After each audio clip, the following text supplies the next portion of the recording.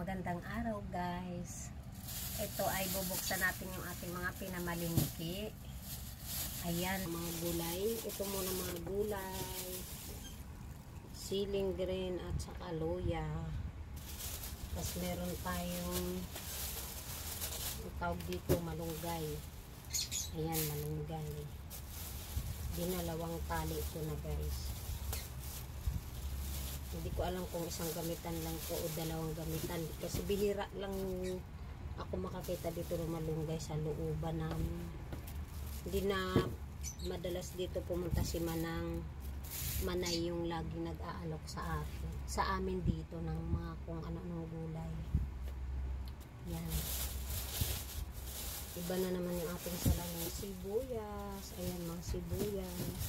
Mga panghalo ng gulay-gulay, kamatis, napiting pan, luya, ay ano to? Ito pala ang luya. Bawang.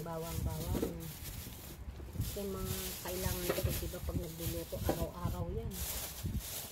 Tapos, may pakbit pala ako. May nabili pala akong pakbit. Kalimutan ko. Tapos okra. May binili pala ako para sa gulay. Pang gulay lang. Pang gulay na karne.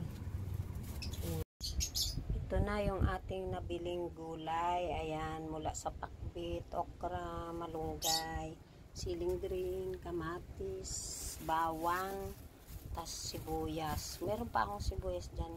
Pandagdag lang yan. Ayan, ito yung manok natin. Lilinisin na natin lahat yan.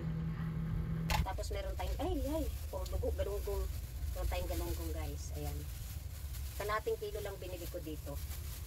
Kasi, bira lang kami maggalunggong dahil nga duguan to. Duguan siya. Kaya bira lang ako bumili nito. Pati yung tambakol, bihira lang din ako bumili sa tambakol. Basta yung mga duguan, iniiwasan na namin. Dito na tayo. Start na tayo sa tilapia. Tapos na yung iba ko, nilinis. Kaya lang yung part na yan, di ba close? Ayan, bibiakin ko siya. Bibiakin ko siyang ganyan. Ayan. Naalis ko kasi yung dulas nito eh. Ayan na guys, ang ating mga nalinis na bangus. Na dinaing slice lang. Tilapia, galunggong, manok. Ayan. Ayan yung ating buto-buto at pork chop. Ayan yung tuna. Tuna to sa amin, barilis tawag dito. Ayan, barilis. Meron pa doon parang langugan. Ayan.